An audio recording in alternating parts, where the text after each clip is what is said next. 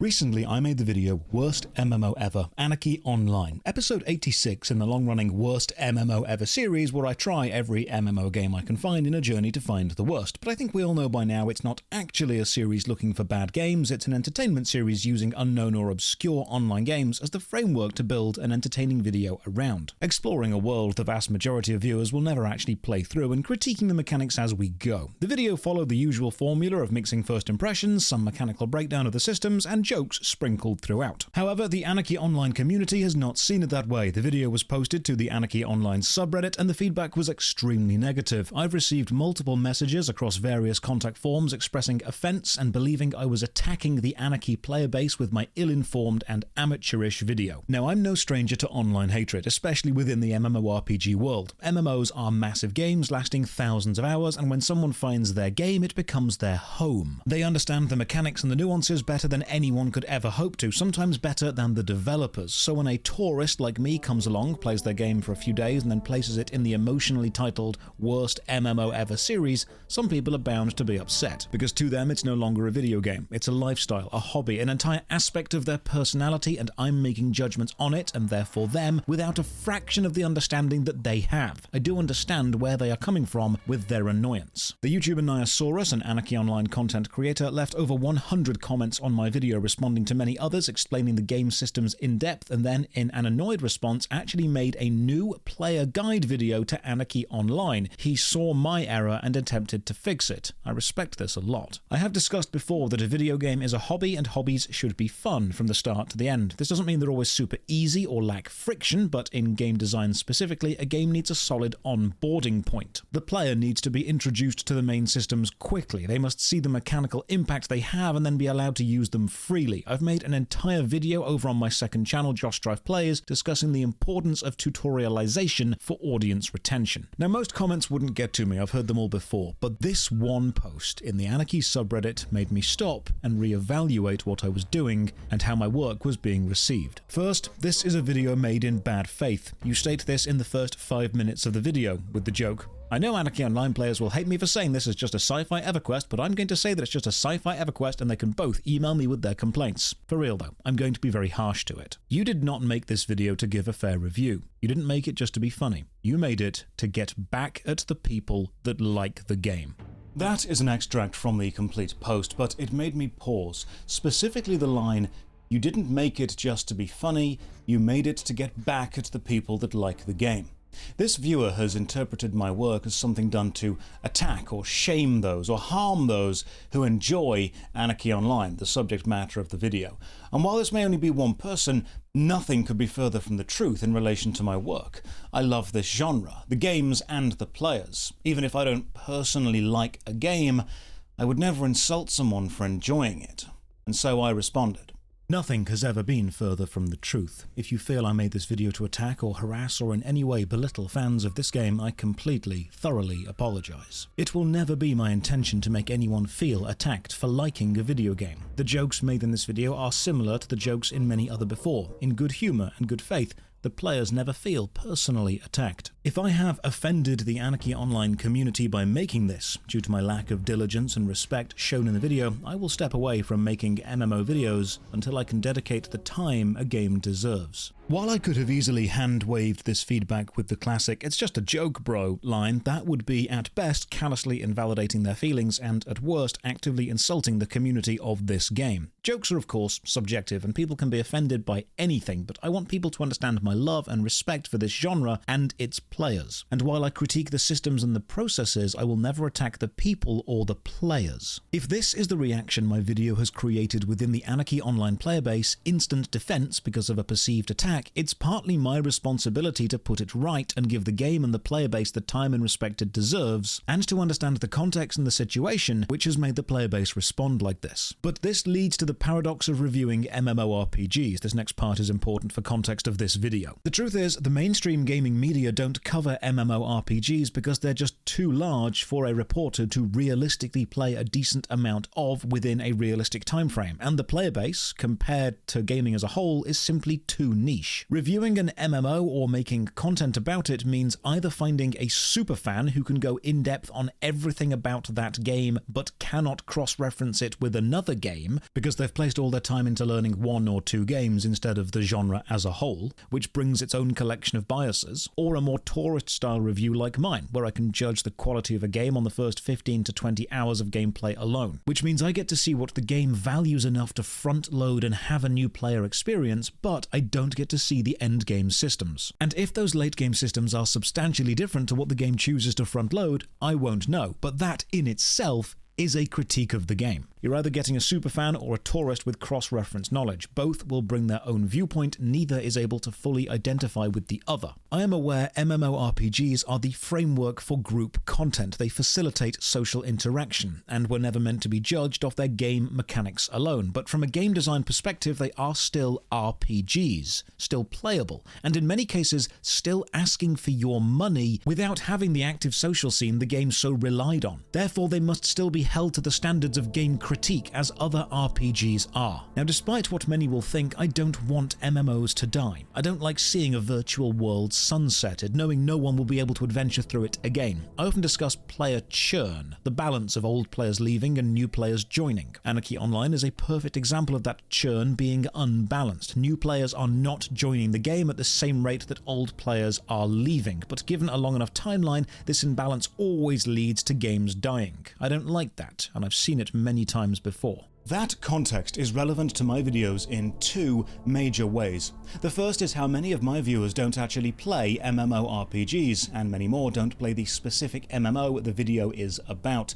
My videos are video game-based entertainment, using the specific MMO game as a framework to build a narrative around. As such, I have to balance being accurate to reviewing the game to a degree, and not overwhelming non-MMO players with inconsequential details of the game. Sometimes I'll make a joke at the expense of a system within the game, even though a long-time player will roll their eyes and know that if I put a few more days or weeks into the system, I'd figure out how to make it work. I'm sure I would. The pedantic nitpicking is needed to keep the game devs interested, and the comedy is needed to keep a general audience, as much like any MMO player base, there are more casual players than hardcore super and franchised players. The same is true with YouTube viewers. The second aspect of my videos is how MMORPGs are both social frameworks, that's the MMO part, and RPGs, video games unto their own right. They need both aspects of this combination to be good. Long-term players often excuse the poor or downright obtuse design choices of the RPG aspect of their game because they remember having so much fun with the MMO aspect. The social side and memories existed in spite of the poor game mechanics, not because of them. People remind me that friction creates bonding. Surviving a difficult challenge with others is rewarding, but the game systems of an MMORPG can be judged just as any other RPG can in relation to things like pacing, onboarding, mechanical complexity, UI readability, player choice, introduction to systems, and narrative flow, if the game has a narrative. Many old players push back against any changes or updates which would streamline the onboarding experience or remove the excessive grind to get players to the good bit faster, usually from a collective sense of, I went through it, so you should too. I've also had many people point out to me that despite my insistence and focus on making onboarding an early game better and in some cases faster, World of Warcraft Classic, a game with relatively slow onboarding and grindy early game gameplay, especially nowadays, is held up as the shining example of players want friction. Now, World of Warcraft Classic is doing well. However, what people forget is if we go back and compare World of Warcraft Classic with its contemporaries of the time, 2004 when the game released, it was actually specifically designed to be the easiest of the MMOs to get into, with one of the smoothest onboarding processes, and guided narration-based gameplay. Players of EverQuest and Ultima Online, the two competing titans of the genre at the time,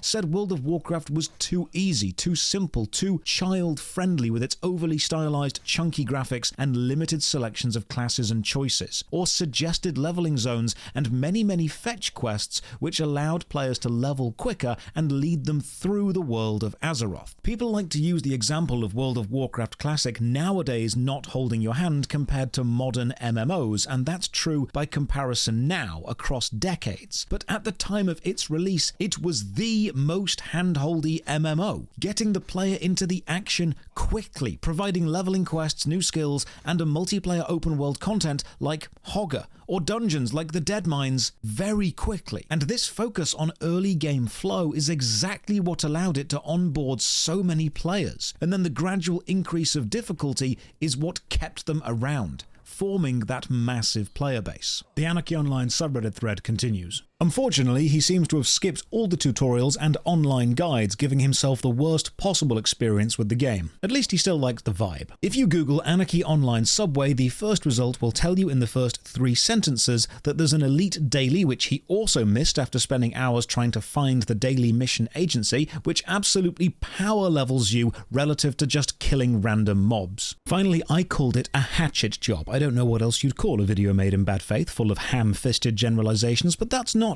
all of what makes this a hatchet job. The video is so badly cut together that there are times when you travel back in time. There's a scene where you're running around with a composite utility nano you get at the very beginning. Then all of a sudden, the nano crystal is in your backpack. Then it's running again. Oh my god, this cannot be anything other than a rage bait or troll post.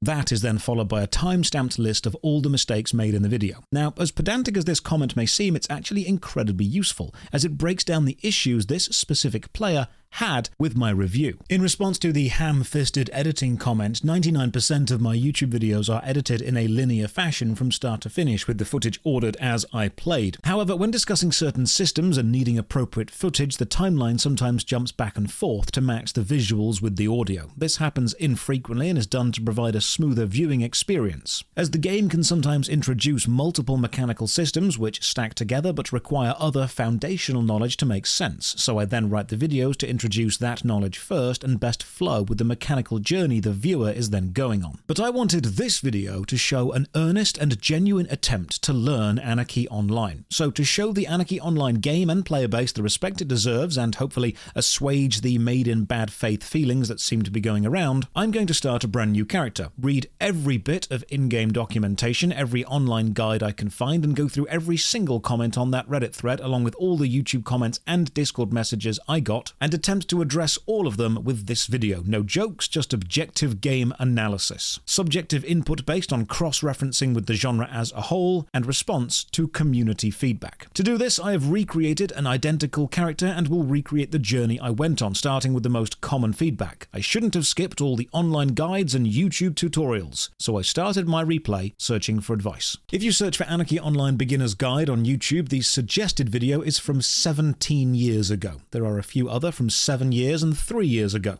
so I watched all of them. From an objective game design point of view, needing a new player to leave your game and gather knowledge about it from third-party sites, either YouTube or a player-written guide, to know how to simply play is poor design. It means more time away from the game and less time establishing a connection with the player. Guides, of course, do have a place. Many games I like have very detailed guides, RuneScape, Elden Ring, but they are usually for finding super secret areas or assisting with high-level challenges, things the player will be taking on once they are already an established fan. They aren't used to build the connection in the opening few hours. It's the game's job to do that. Other players like to use the old games come with manuals and you had to read them argument. And yes, that's true. I'm aware of the heightened connection you can create with a piece of media through a multimedia tactile approach to onboarding and experience. But game design has moved on, and expecting a new player to do the preliminary reading to be able to enjoy your game is not realistic anymore. It's not what a modern audience is after. A long-term enfranchised fan will be happy to spend their free time reading up on the game and learning its secrets, because by that point, the game is already their hobby. This isn't homework to them, it's passionate research.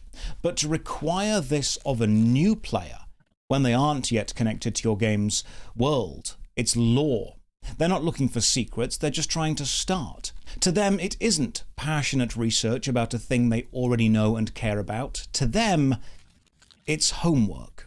If a video game is not interested in guiding a new player to the point where that new player becomes an established player and can then walk by themselves, and is instead relying on the new player taking the initiative to learn it, they must remember while they are free to do that, and some players will indeed prefer it, they are competing with every other MMO game, hell, every other video game out there. Every onboarding experience, many of which have been tailored to teach a player the mechanics and get them to a decent level of gameplay as quickly as possible. The long-term surviving MMORPGs have onboarding and tutorial sections perfected over years of constant iterations. There seems to be a rather extreme view that if a player can be put off by inconvenience early, they never liked the game in the first place, as if being able to dissuade a new player is an indication they were never ready to become a long-term fan. I completely disagree. Passion for something doesn't start as a roaring flame impossible to extinguish. It starts as a small flicker, an ember of interest, which, if nurtured,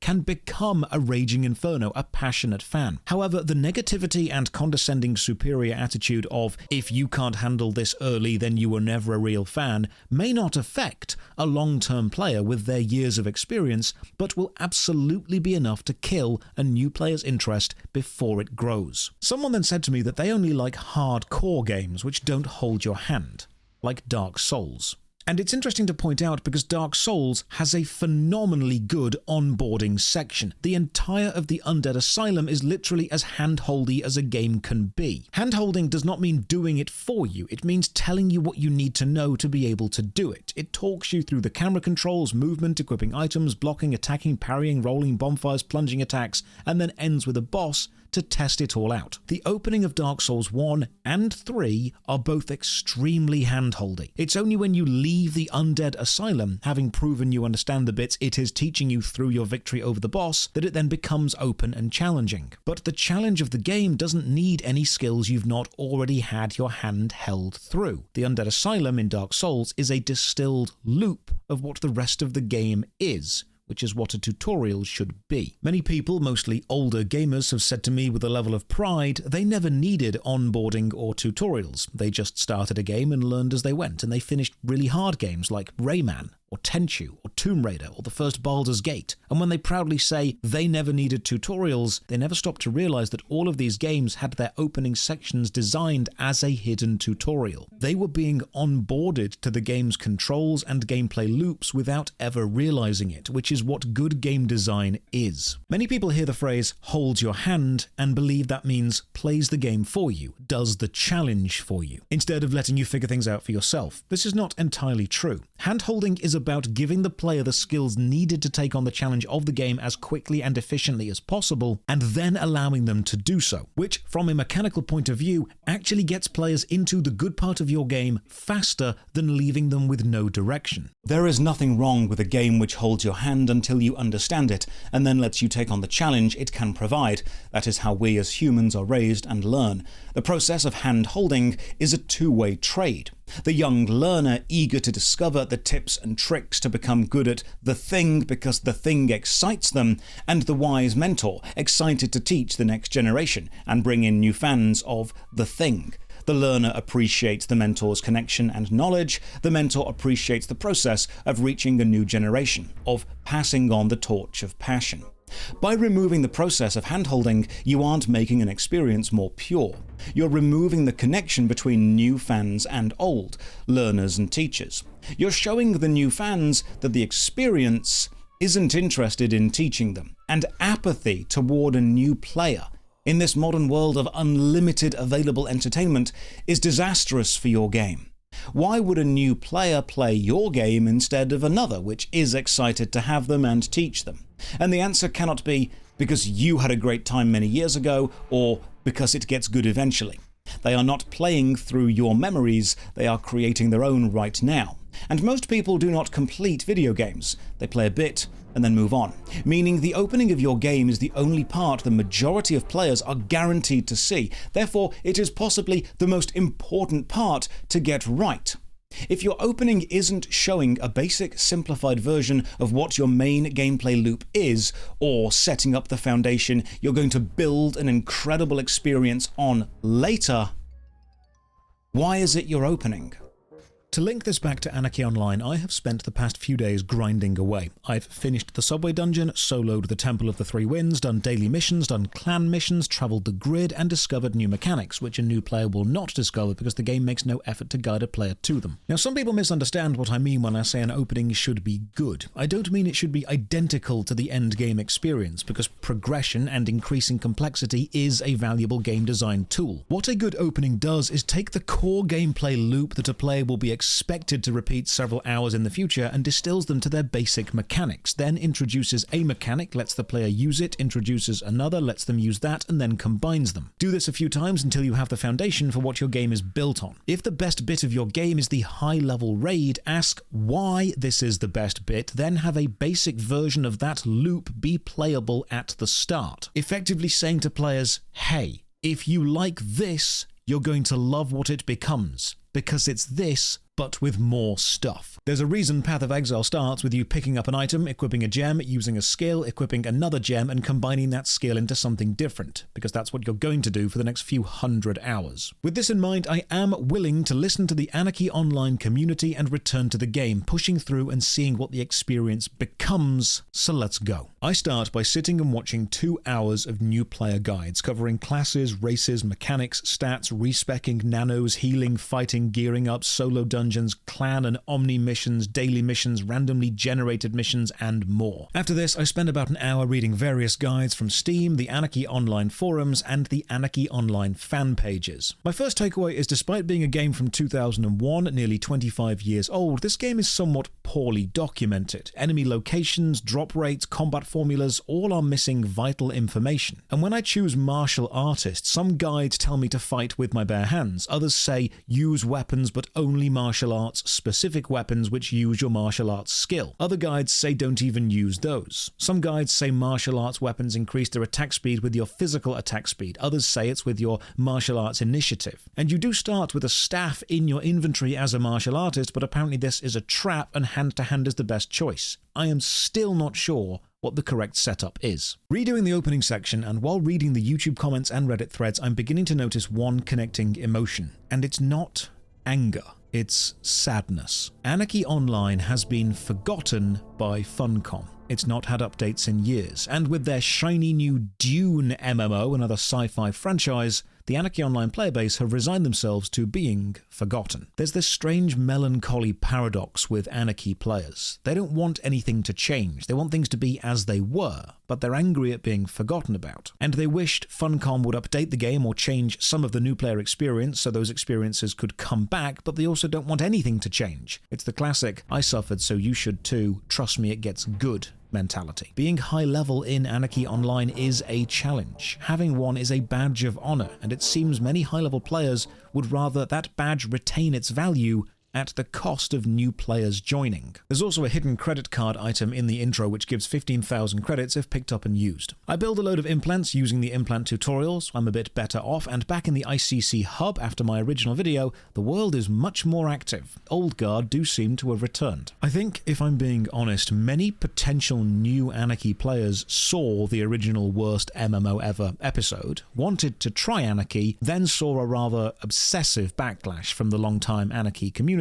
and decided not to. I've had over 100 private messages through various contact forms from Anarchy players saying they felt I was far harsher to Anarchy Online than any other MMO in the Worst MMO Ever series, and I respectfully disagree. I feel I was as harsh as usual, but the emotional connection to the game and the long-term resentment toward Funcom's treatment of it have boiled over into an unhealthy defensive attitude. My video was just the catalyst, a lightning rod for the community's collective upset. The players can't contact Funcom. They've tried for years. So there's years' worth of resentment built up. Then I make a video which serves to rile up these feelings once more, and while they can't contact Funcom, they can contact me. The main gameplay loop in Anarchy Online will now consist of 3 things: grinding your level-appropriate dungeon, completing randomly generated missions somewhere in the world, and doing your daily faction mission. The daily faction mission will guarantee a level but can only be done once per day, so the most consistent thing to do is to grind high-level dungeons. And as all of the good stuff is at high level, I go and do that. The guide tells me I need to grind the subway, moving deeper in until I can kill the 3 bosses and hope for an illegally modified OFAB weapon drop.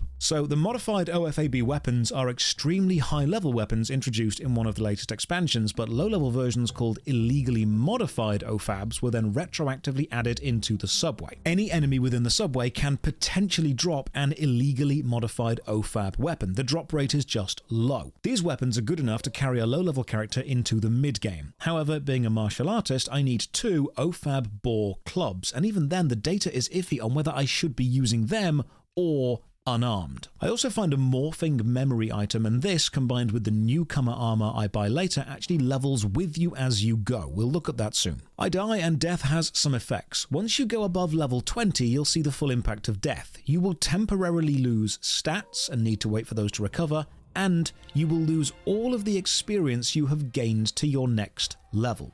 You will never lose a level, but you will lose the stored experience. This lost experience is then added to a collected reserve. While gaining new experience, if you have any in your collected reserve, it will be added onto the amount gained for any kill at a small percent. Meaning death doesn't lose you experience, it effectively temporarily removes it and holds it and then gives it you back slowly as you keep playing, adding it on as a bonus. It's probably one of the better ways I've seen experience debt done, because it isn't removing progress permanently. I then buy and equip 2 stun gloves, as people on the forums say I should. This gives me access to the fast attack skill, so let's talk skills. You have 6 major abilities, which have inputs and effects on most of the minor abilities, and then 67 minor abilities, which govern everything from what weapons you can use, what special attacks you have access to, how fast you can run, which first aid items you have, which implants you can craft, how much health and defense you have against various forms of attack, and more. Every class can level every minor stat, but there is a system the game doesn't tell you about. When you level up, you gain IP points. Raising a stat takes an amount of IP points, but these aren't equal across all classes. You'll see some stats have their names in green, while others are dark blue. A green stat means it takes fewer IP points invested to raise this, meaning it's likely a stat your class wants to focus on. A martial artist, for example, can raise the martial arts skill for cheap. And while I could raise my shotgun skill to equip a shotgun, the IP investment would be higher per level, so it would be an inefficient character. This leads to one major truth. In Anarchy Online, you can build your character wrong. Thankfully, you do get some stat resets, but you can absolutely invest points in stuff and hobble your progress entirely. Especially if you try and spread points across everything and be good at everything. A jack of all trades in this game can do nothing well. But how do these minor skills involve the 6 major ones? Well, take this one for example, the one-handed edge weapon skill. Required to equip one-handed edged weapons like swords. This has dependencies of 30% strength, 30% stamina, and 40% agility. Meaning your strength, stamina, and agility will come up in those percentages in the calculation of whether you can equip this weapon and how much damage or speed it will then have. So if you were to equip a weapon which had 3 minor stat requirements, for example,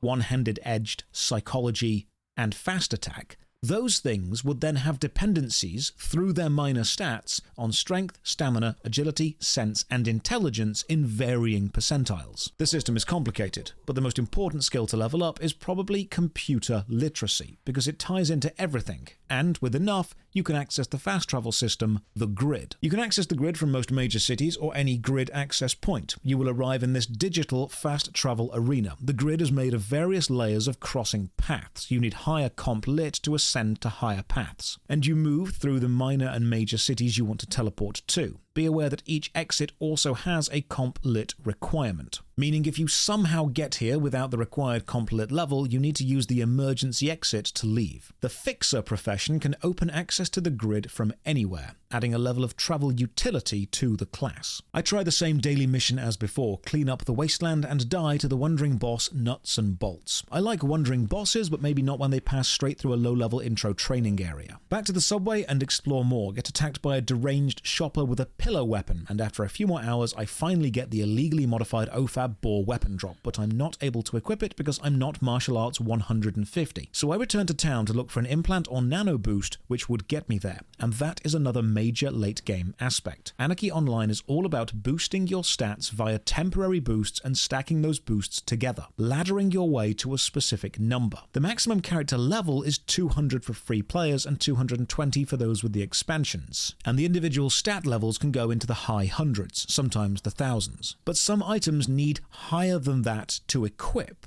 This is where temporary boosts come in. Combining personal buffs from active nano programs or buffs from other players or from your implants, you can get to the correct skill thresholds to equip items for a few hours and use them. There's an entire gameplay loop built around this called twinking, giving powerful late-game buffs to new or low-level characters to allow them to equip items way above what they should be able to and blitz through the early to mid-game content. Anarchy Online is even used as an example in the twinking article on Wikipedia. Despite many Anarchy fans telling me it was the first game to do this, twinking has been around since multi-user dungeons or text-based online adventure games. And the process of twinking relates back to those lines of bald men in the ICC Plaza. They are not part of the game officially. They are bots, hosted by a player somewhere, which are programmed to cast buff spells onto other players to blitz through the early game. Essentially, it is a community-created and provided buff to make playing the game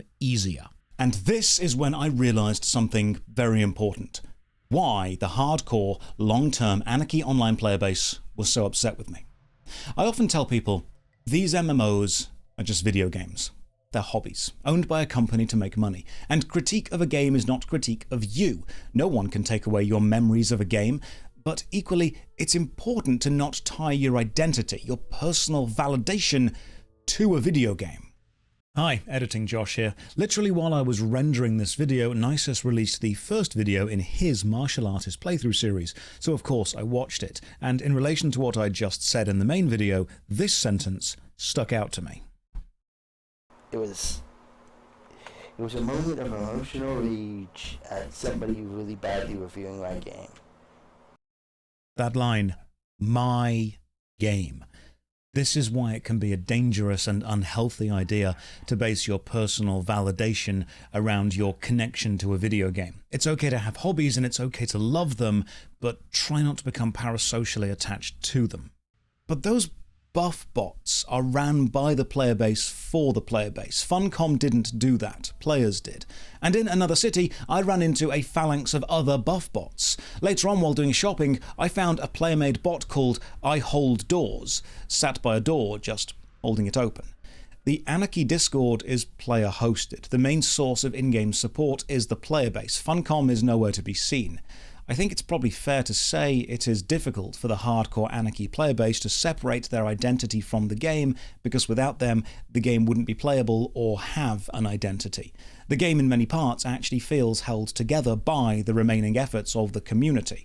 So while my critique of the game wasn't personal to them, they had no choice but to take it personally, because on a very real level, they are now a core part, mechanically, of the game. Grind the subway for several more hours, finally get my second OFAB boar weapon. However, equipping it requires more points put into the multi-melee weapons stat to dual wield. Reach the deeper part of the subway, find the penultimate boss, and am advised against fighting him, but the game has other ideas and attacks me, so we fight, and I am able to, through self-healing and luck, beat Virgil. I head deeper in and find the actual sewer boss, this level 30 metal titan. I won't be able to solo him for now, so I'll come back when I'm around level 30. For now, I grind the mini-bosses, even joining some other players to do so. I then die and lose 8,000 experience, which is quite a lot for me at the time, and grinding here isn't working as fast because as you out-level enemies, the amount of experience they give you is significantly lowered, encouraging a player to advance through the areas. The guides are all saying I need to go to the next dungeon, the Temple of Three Winds. I spend some money on implants. Remember, there are 3 clusters, shining, bright, and faded. While not every stat has every cluster, and shining are twice as good as normal, bright are 1.5 times better, faded are normal. So if you know what you want your character to be, you need to use this table to work out the efficient build of each cluster onto each body part implant, and make sure you're buying high enough quality implants to allow the clusters to work. I follow this and build toward a martial arts DPS. Then I head to meet Dante in this funky bar to start the Three Winds fast travel quest, which involves stealing a burger from this guy, then convincing this woman to donate to a cult, which gives me access to the fast travel stone tablet in a shack in the ICC ICC main square. Welcome to the Temple of the Three Winds, which is a lot harder but also a lot better for my level. Unfortunately, a popular area until about level 50, so there are a lot of players pulling mob trains, aggroing everything and then AoE burning it down for fast experience. This is making leveling harder for me. I kill some cultists, find a cool ring, take on the reanimator boss and die. I then spend several hours just grinding this dungeon, and thankfully my armor is leveling with me, so let's take a quick look at that. The armor shop in the ICC main hub is useless, but the fair trade store is great. It sells everything you need, including the newcomer armor.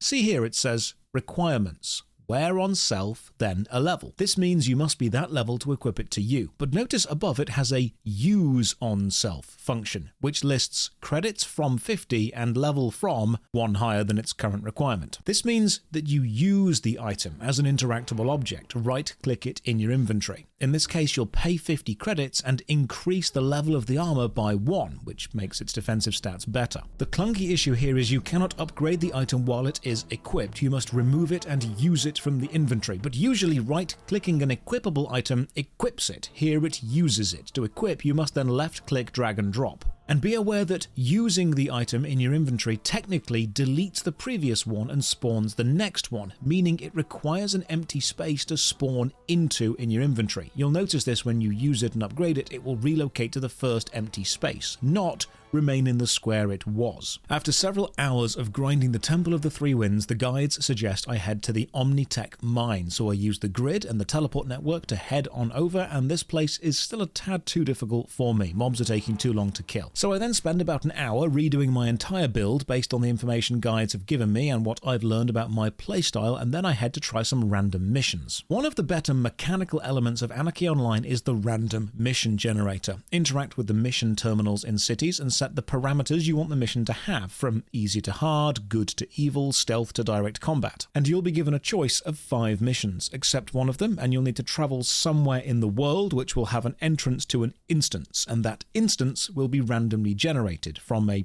pre-collected bank of rooms, enemies and objects. These missions can give decent items and okay experience. My mission is travel to Klondike and apply a serum to a cryo chamber. I use the map to find Klondike, there is a grid exit next to it, and I now have 48 hours to complete this mission. However, the world map shows me I am miles away from the actual mission instanced start, and not knowing any better, I get running. I run through towns, over hills, and past encampments with giant alien-style space jockey defensive cannons. I enjoy the twin suns in the sky, the flora and fauna, and the miles of open forest. I even outrun a panther as he chases me. And this is ultimately what Anarchy Online is now. It's a combination of grinding dungeons for experience while leveling up the same armor, collecting the overpowered early game weapons, and then, if you fancy a change, traveling to randomly generated content. People messaged me with hundreds of variations of, "But it was made in 2001. What do you expect?" Honestly, I'd expect the same from a person who was made in 2001. To grow, to mature, to refine, to discover the best parts of themselves and become something great. Growing, maturing, advancing, learning from your mistakes and becoming the best version of what you could possibly be is not a bad thing. Stagnating is. And the hardcore enfranchised players who have made this game their identity need to understand that when I say the game is stagnant, I'm not accusing them of causing the stagnation.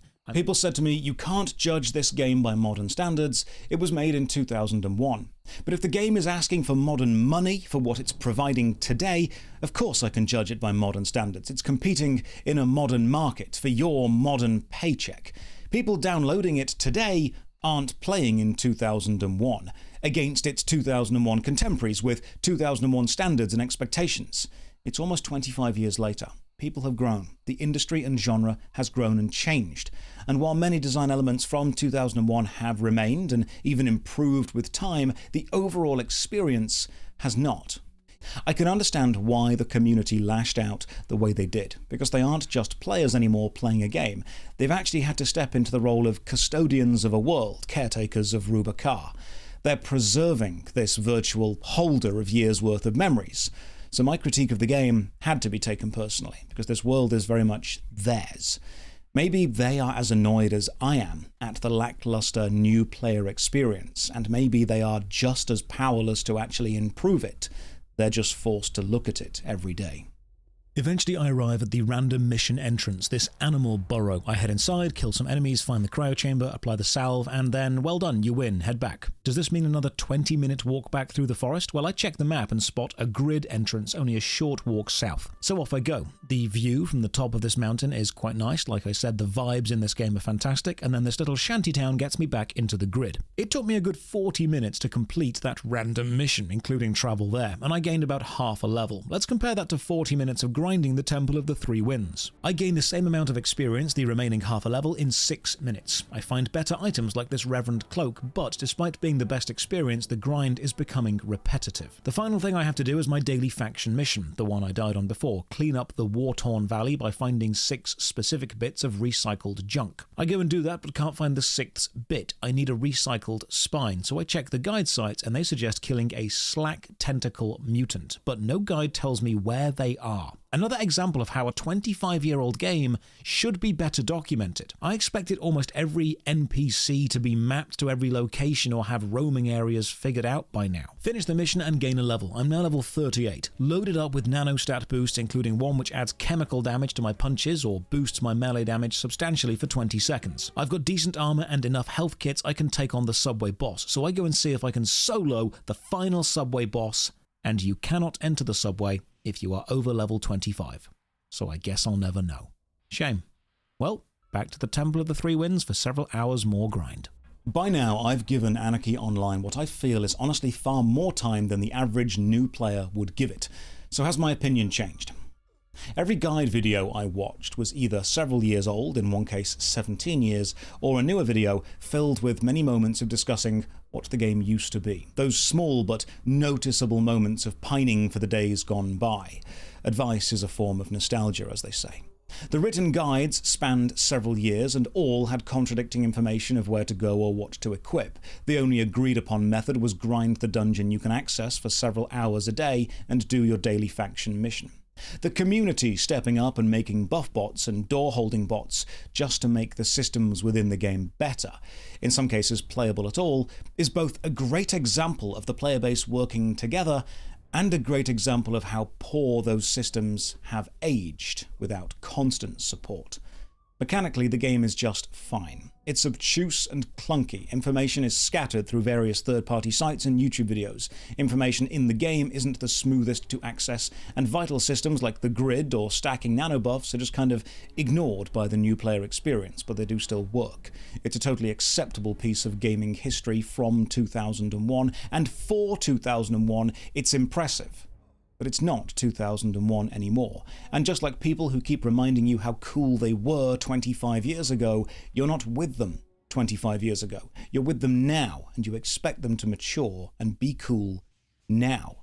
What Anarchy Online is right now is an aging MMORPG with old mechanics which will appeal to a shrinking subset of players, kept alive by the collected effort of its remaining community. Unfortunately, this extremely impressive community effort has also caused the community to meld emotionally with the game. I find it's a dangerous situation when someone ties their personality or personal validation to a system they do not own and cannot control. Because if you don't own it or control it, the most fundamental aspect of that system, its continued existence, is the one thing that you both essentially need and cannot guarantee. In my original video, I praised two things, the music and the overall vibes. I still think they are amazing, but maybe the player base is adding to those vibes by keeping the buffing system going, and that same player base seem resigned to the game's fate as a dying world. So to end this video, after giving Anarchy Online and its player base the time and respect that they deserve, I will award it exactly the same score as before, but with greater understanding. Immaculate vibes on a dying world. Out of 10. Cheers for watching. Another massive thank you to all the supporters on Patreon and Twitch who keep this channel alive. You can support for only £1 a month. Check the video description for links to the Patreon, Twitch, Twitter, Instagram and our Discord. And as always, have a great day.